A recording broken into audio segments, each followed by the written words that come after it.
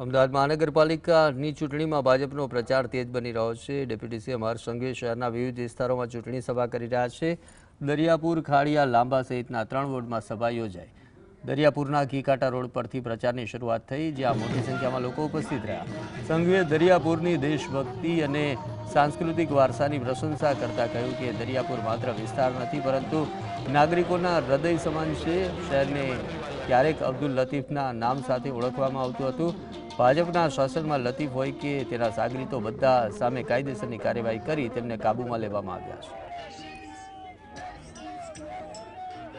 છે। કોંગ્રેસના શાસનમાં કર્ણાવતી કે અમદાવાદ તરીકે નહીં ઓળખાતું હતું।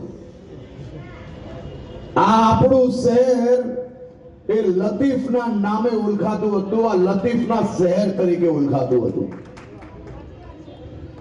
પણ ભારતીય જનતા પાર્ટીનું શાસન આવ્યું એટલે લતીફ હોય કે લતીફના દાદા હોય, બધા દાદાઓ ઘર ભેગા કરવાનું કામ આપણી ભારતીય જનતા પાર્ટીએ કર્યું।